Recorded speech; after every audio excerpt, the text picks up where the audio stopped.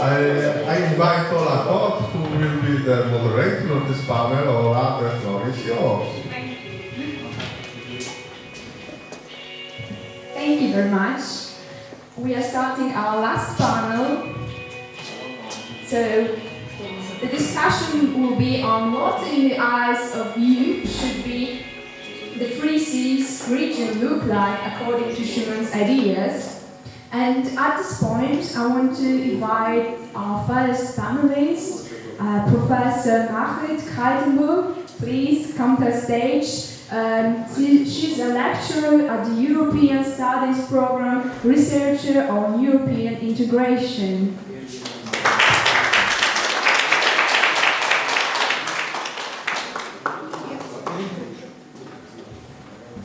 Our next panelist is Stanisław Paszkiewicz, a dynamic advocate for youth-led initiative and regional cooperative in the Three Seas area.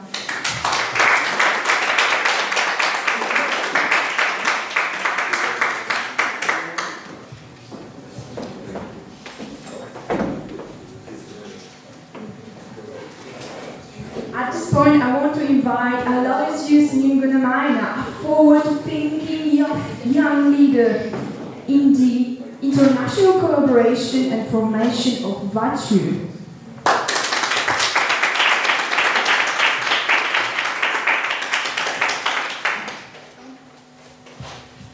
Please, I want to invite to the stage Wojciech Mazurkiewicz, a historian from KU, who is eager to discuss European values.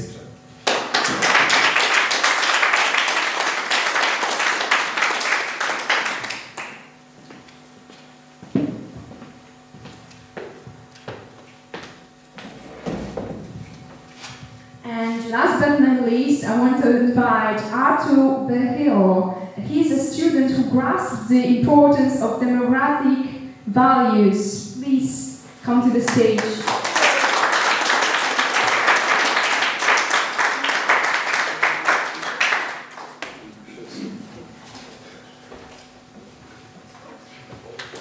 Okay, so they say that true understanding comes when you can explain a complex concept in a simple words. And I want to refer to Professor Kreitenburg. By turning your PhD thesis into a children's book, The Father of Europe, you presented Schumann's ideas in a simple way. Which of these ideas do you think connect best with young people and could shape the vision of Three Seas region? Thank you very much for this nice question.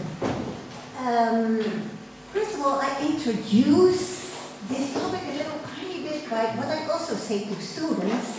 I mean, we heard a lot about Schuman, what all did not go well with the European Union.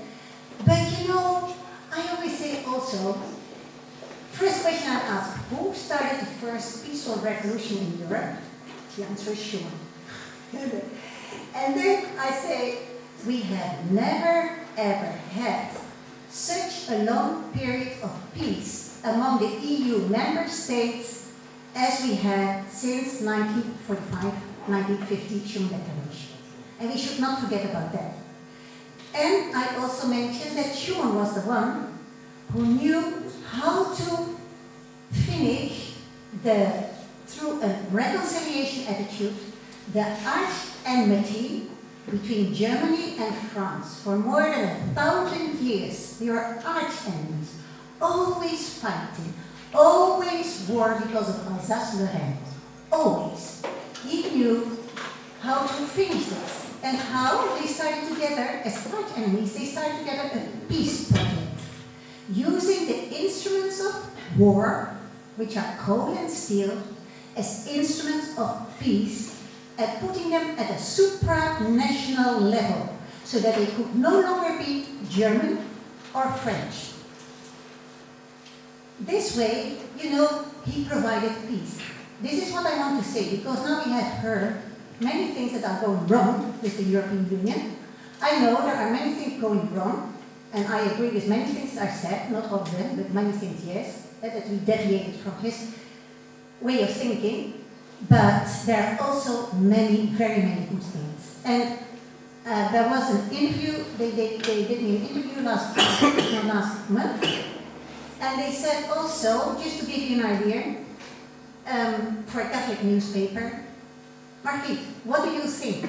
There are quite a number of Catholics in the Netherlands that are really doubting about the European Union.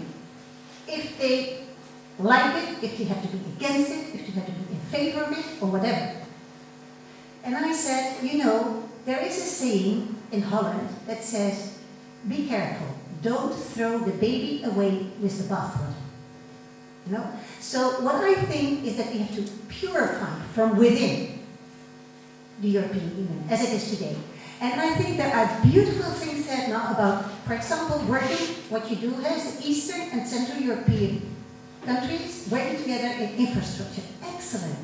Ask for the money to the Western European countries, you know, the EU, and ask them. The digital, also digitally, work very well together. And all these things, do it, do so, but really connect with the West. Because if you connect with the West, you build bridges, and they also will like you. You know, but if you don't involve each other, if you involve people, now, okay, I will go to your question now, because if not, I see that I go, and I keep on talking. I go to your question. As I believe so very much that Schumans' way of thinking is a way to solve all problems somehow. Relational problems, small problems, between people, between countries, between continents. That's why I decided to make a children's book out of my PhD thesis. And and so I did together with a colleague of mine. And now we have the 9 languages. It's also in Hindi, in India, so they read it all over there. And the idea is, you know, the most important thing is, and that is exactly what you asked me, is, and that's a little bit what I said already at the beginning of this day, try to be good. Focus on the positive of every person, of every country. If you do so, you elicit the best. That is a way of appreciative dialogue. See where are the common interests. See how you can build on common interests. If there are no common interests, respect each other. And this is something, and I do it, it is the story of a Syrian girl, refugee, who goes to Germany, and then she travels with her father. It is in the style of Sophie's World, I don't know if you know the book. She travels with her father through the history of Europe, and she meets Schumann in different stages. And Schumann is telling her his way of thinking. And this way of thinking comes down to, well, be good. See it as a challenge. Wow, it's nice to be good. And if I may say one more thing, it is an expression of Saint Jose Maria. He said, these world crises are crises of saints. With a handful of saints, we can improve this world. Because every person makes circles and circles and circles. And that is the way we purify the world, and we give hope to the world, and we will be happy. You know, so it is a way of happiness. And this girl, also this Amira, who lost her mother in the war, she also recognizes, oh, wow, this is a good, wow, let everybody just flourish as he or she is. That is that. Thank you. So one good deed sparks another, Yeah. one might say. So when it comes to these and what we can actually do, I want to ask Stanisław, what changes in regional policy within Free Seas could be better engaged to become active and collaborative across the region? Okay, by region I mean the Trimarium region, of course. So to really portray this question, we have to work on in 3 dimensions. The first dimension is cultural dimension. Second one is political, and the third one is economical. So when it comes to, let's say, cultural thing, is that the youth, you've asked me about the youth in our region don't really know each other. When I was talking about it with Stephen Baskerville, who is a university professor from the United States, he told me that he was very surprised because he was a professor in Prague and now he's a professor in Warsaw. And he said that the countries of our region are not really into relation with each other. Actually, traditionalist or patriotic societies are more into hostility with each other. So it's really hard to build relations. Yes. The second part, the cultural part about the youth, is that the youth is migrating to West. So the France, Italy, and other countries are, let's say, like vacuums towards other youth. So what the countries are doing, for example, 2 million of Romanians live right now in Italy. More than 1 million of Poles are living in France and Germany. So we do not have the potential that youth could have given to our region. The next thing is the political thing. So the other side, I mean the policy, we do not have our own regional institutions. Western Europe, let's look at Scandinavia, they have institutions. Denmark, Sweden and Finland are very into cooperation with each other. Even though Norway is outside of the European Union, it's very welcomed. We do not have the same approach when it comes to, for example, Serbia, Macedonia and other countries. We do not cooperate in our region that closely. So let me mention the economical aspect because it's very crucial. So when it comes to economy, as I've said, the youth is migrating to the West. So for example, when a young man wants to set up a business, he is migrating to West to become a CEO of a company, or a woman is migrating to West to marry a wealthy businessman. So we all believe the lie that our region is not attractive. It's not attractive, that we are not able to create something better, something challenging to Russia and Germany. And I would also like to address the, let's say, change of mind.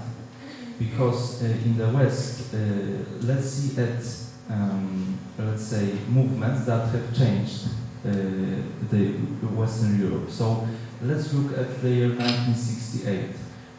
The youth was rebellious towards the government of France, like Daniel Cohn-Bendit, or Germany, Rudi Dutschke. So there are the, let's say, activists from the left side. Their policy was to demolish the traditional values, but they were really effective in their approach. Why? Because they were sure about their own policy, they were sure about their own activities.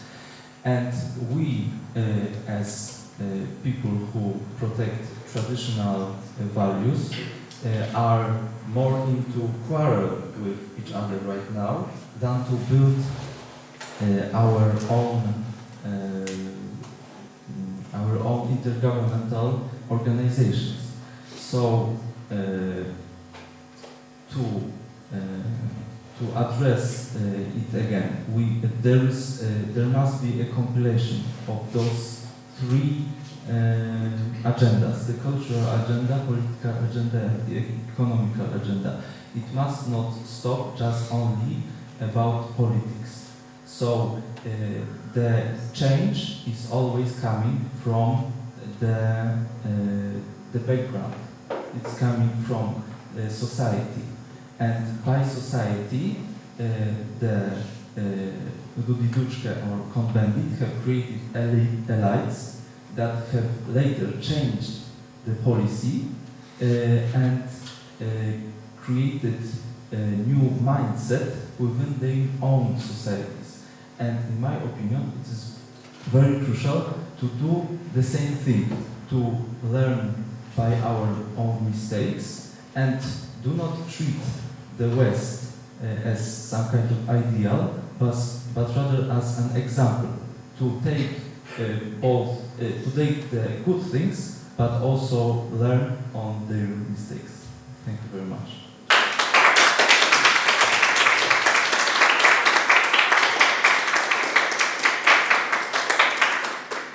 Thank you very much for this contribution and that you referred to 3 different areas. And I want to ask about one particular when it comes to economics. And at this point, I want to ask Aloysius, how can the youth in 3 Seas region contribute to the development of region's economic policy according to Schumans' ideas?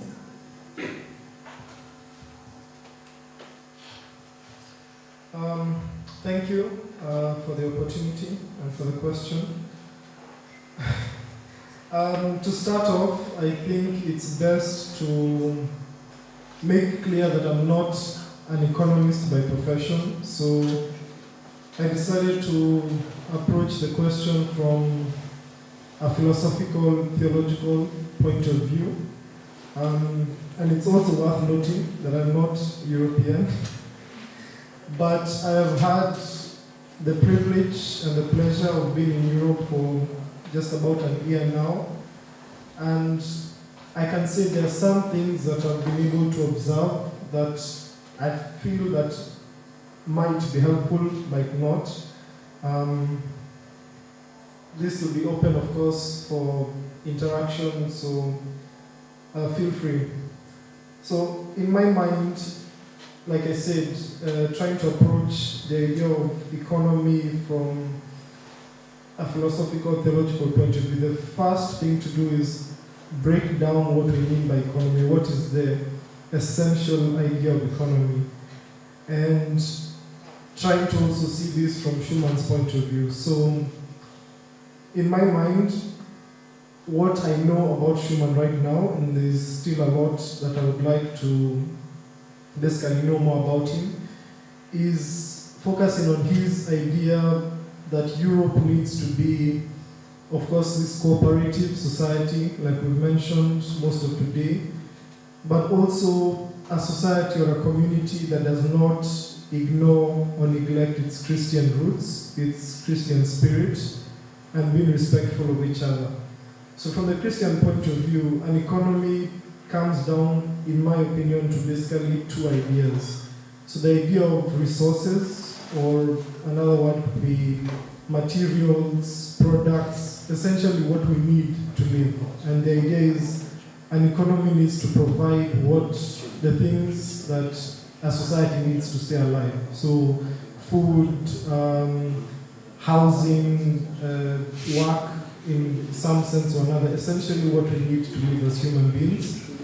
And so that is resources, and on the other side, essentially work.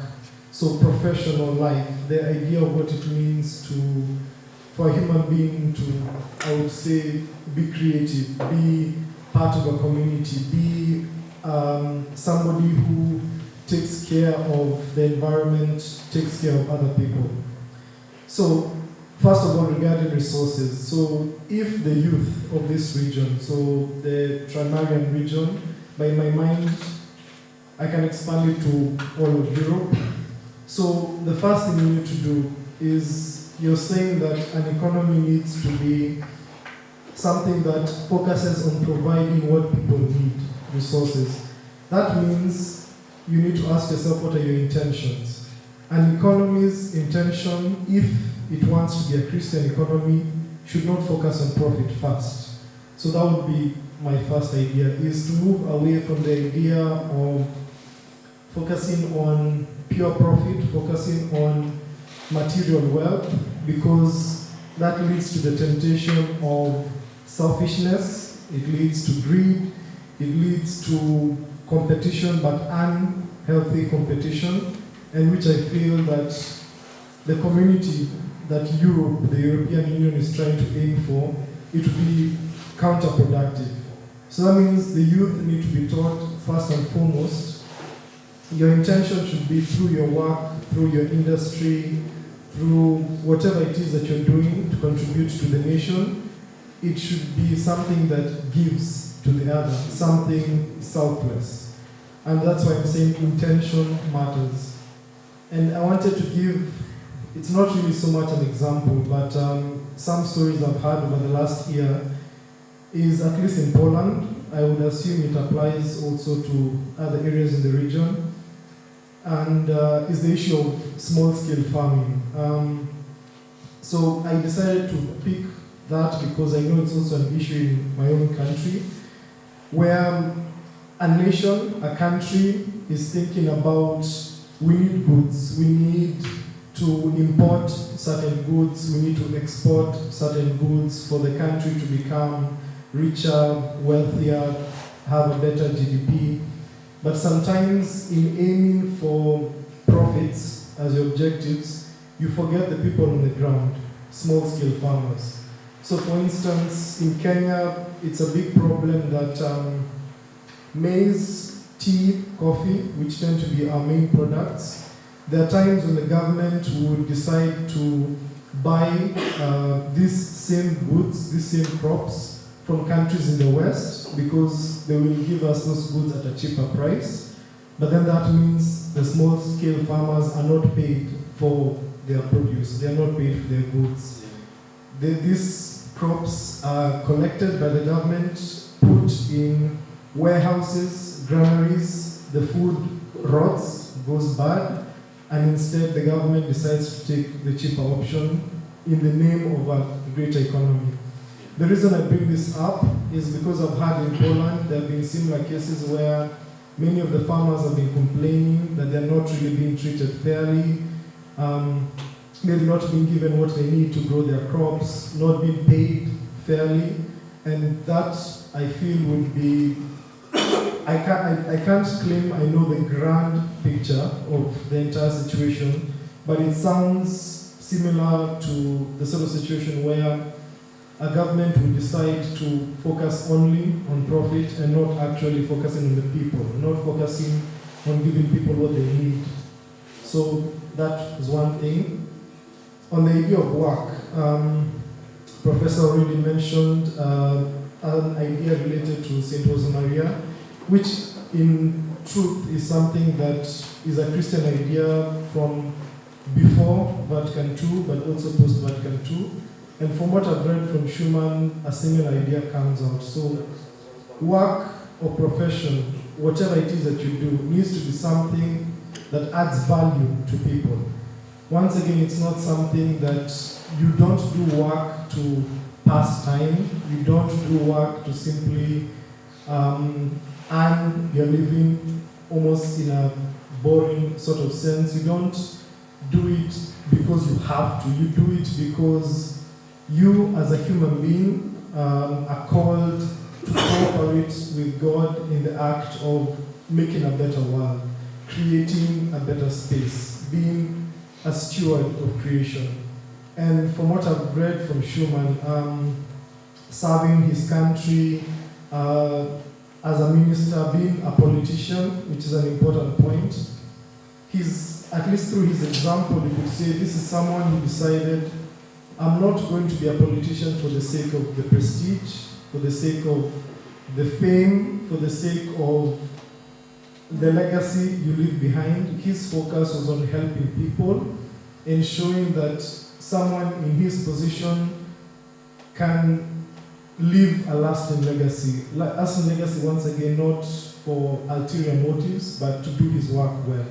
And that, I think, is very important, because we need to show that you can be a person of faith and yet be a good leader, be a good politician, just like has been mentioned. So doing your work well wherever it is you are. Whether you're a sweeper on the street, whether you're in the highest political position, if you work and operate in such a way that you're thinking of higher ideals, higher concerns for instance, the common good, as you say, then it's more likely you create a society where everyone benefits as they should. And in my opinion, that would be the best economic policy. And just as a last point, something else that I can say I've enjoyed being in Poland is, I would say, focusing on the idea of tourism. So one thing that is definitely unique from the European point of view as compared to the African point of view, you have the benefit of these very historic sites in the cities. The very concept of an old town does not apply to African cities as we have them right now, because for us it's something that has only come about in the last 100 years due to colonialism. So here you have the benefit of hundreds of years of history. You've made an effort to preserve these buildings. You have museums all over the place. So that, being here as a student, has been something that I feel that already I've seen the efforts. Many young people act as tour guides. Many young people move around the cities and they show respect to these preserved sites. But I feel that the EU can probably do a bit more. I've seen some of these museums, of course, are funded, I guess, from various programs benefiting the EU, but putting a little bit more focus, a little bit more attention, and making tourism of this kind an important pillar of what it means to be European, to show even greater pride in having what we call an old town, having castles, ruins, and so on. And it might seem more of like sentimental sort of sense of economy rather than technical, because someone would say, no, if you want to build economy, it's focused on energy, it's focused on food, and so on. But it's precisely that history, precisely those things that are intangible, that I feel somehow bring more benefit to a country than you could possibly know, because you would be laying down foundations for something that could benefit someone 200 years from now. 200 years from now, someone from Serbia may not need to worry about the coal and the gas that is being produced at this exact moment. But by preserving something that was built in the 1300s or 1400s, that person, that child will have something truly valuable that unites them, that links them to their heritage, their past in a way that they may not be able to really express. So I think that would also be an important way for Europe to, in a sense, I guess, diversify its, what I would say, I guess, the interests in terms of its economy. Once again, economy understood as providing the person what they need to stay alive, what they need to be human. So that means physical needs, emotional needs, psychological, mental, and so on. Yes, thank you.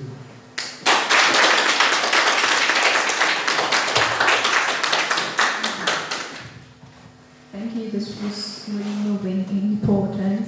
Sometimes we are lost in our values, but I think we need strong role models and strong leadership. And referring to values, I want to ask Wojciech, which leadership values from Schumann's vision are most important to you in the context of today's challenges facing young people in the Free Seas region?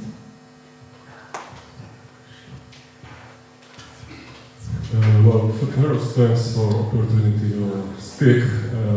As I understand, you are asking me of value of leadership in our region of Trimaran. Well, let's talk about Schumann first. Who is he and what values he represents? At the beginning of our story, Europe was the center of the world. We control everything, China, Japan, Middle East, Africa. And then Europe made suicide twice. This suicide was called First Great War and Second Great War. It destroyed Europe's potential, it destroyed Europe's future. And Schuman didn't want Western powers like France, like Netherlands, like Western Germany to become puppets of United States of America or the Soviet Union. Schuman wanted this power, these foreign great powers, to become independent, European, with its own foreign policy, its own economy, to become still relevant in global stage. It succeeds really well because European powers like France, Belgium, Netherlands, Germany, Italy always had common values like Catholicism, like Christianity, like freedom of speech, like capitalism. It's now called the Western values because we also adapted in this cultural sphere America, Canada, Australia and New Zealand, so not European powers. So because those ideas speak by Schuman was in Western Europe, it's really good. It was really good applied. But if we will look at our situation, at Central Europe, at Balkans, at Baltics, so this Triangular region, we'll see that we are not the West. We are not Germany. We are not Italy. We are not France. We have many borders between our cultures. We have different historic aspects. For example, Balkans were under influence of Ottoman Empire for over 600 years. This certainly doesn't help to assimilate us being European. These regions are very poor, very undeveloped.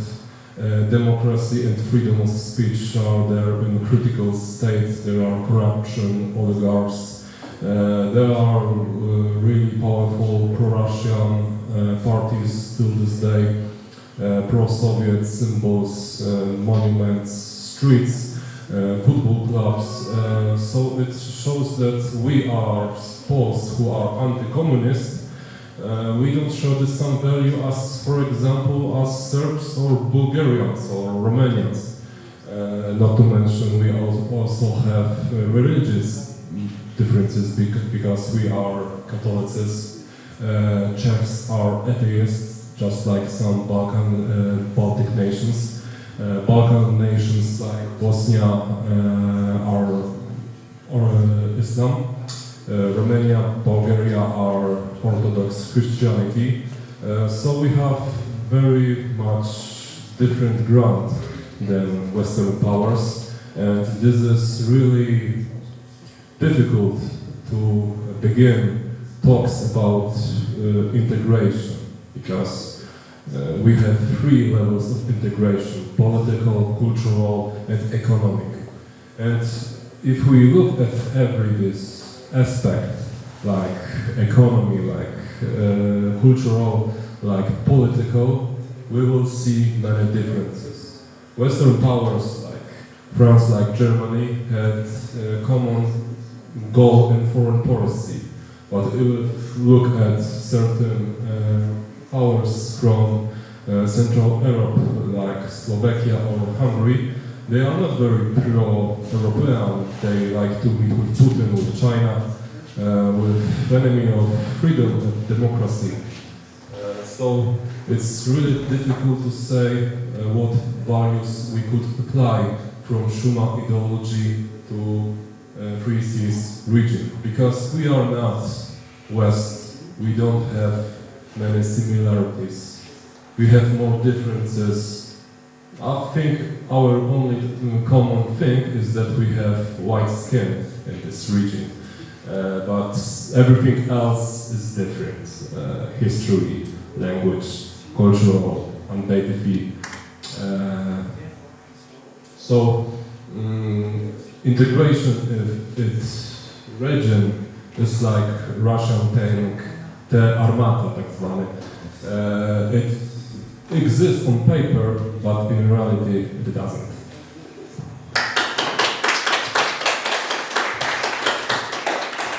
Thank you, Wojciech. You've spoken about differences and how many there are between us. And I still strongly believe that we may work on them and gain something from them. And that's why I want to ask Arthur, how can unique differences strengthen the bonds within the Three Seas initiative? Okay, thank you for ability to speak. And let's start. I want to pay attention to this table. You see lots of flags of nations which could truly be proud of their identity and history, but somehow these nations are in conflict with each other. And this conflict is based on history. History is the thing that divides us. Every country has a rich history and we are proud of it. And some experts, so-called experts, suggest that it is our weakness, that we should be uniform, we should have the big market mass and we should become similar to each other or homogeneous. But I think that our history and cultural differences and different historical experience could be our strength, not weakness. For example, I want to explain some way of thinking about history. The history is the experience of nation how to deal with problems. And every country of our region has very rich experience to deal with very different problems. And there are different empires. And every nation finds very different solutions. And we could learn our history and teach another nations, another free nations about our unique experience and be proud of it. For example, Poland has very unique experience how to survive and how to thrive in the horrible conditions of two totalitarians. We are faced the German totalitarian Nazi occupation or Soviet one. We have the horrible German camps in our territory, and we have thrived and survived. The Polish people create very strong traditions of self-organization. There is one word in Polish history, organic job. When the elite of our country teach simple people about history, language, and the culture, which is the task of the government, not the ground spontaneous initiative. Another example, Hungary. Hungary have very strong experience how to deal with multinational empire. Hungarians in Austro-Hungarian Empire create their own successful position because before 1867 Hungary, Austria was only German-dominated empire, German language-dominated empire, and Hungarian not only fight but also negotiate their own autonomy. And we, by learning Hungarian history, could understand how we could negotiate our position in the multinational empire and multinational organization. Another example, Serbia. Serbia has this strong experience how to deal with another civilization empire, which threaten not only national identity but the Christian values themselves. Serbians really truly understand what it means defend Christian values and die for the Christian values, die for the faith. And last but not least, Lithuania. Lithuanians revive their language, their culture from the scratch. Lithuania culture is going died in 19th century if not actions provided by Lithuanian romantic intellectuals, which revive their language from scratch. In 19th century, Lithuanian language was the language of peasants, of poor, non-educated people. Nowadays, it's the language of elite and business people and all the nation.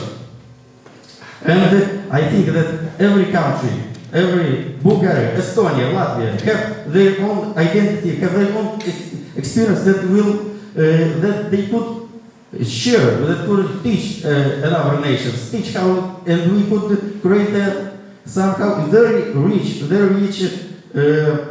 set of experience how to deal in nowadays world, because history is not about reconstruction, it's not about nostalgia, it's about experience, and it's about the practical usage of this experience. And I think the biggest role of this doings, these actions could create youth. Youth is the future of our region. We have fewer youth. Our population is strongly aging. It is the biggest threat of our economy. If we will not solve this problem, we will become poorer, less important, and less able to proud of our self-existence. And young, especially young education, because we haven't any natural resources, no oil, no gas, no rare minerals. Maybe Serbia have somehow lithium, but not. Okay. And young people of our region should take responsibility on themselves to educate, to become stronger, and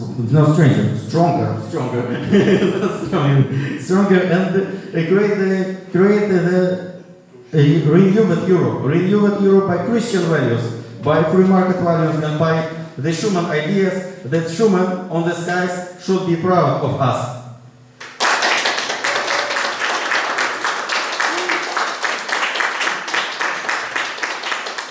Thank you for this strong preference. I hope that you are really hungry for questions. So let's give a round of applause to panelists for the whole discussion.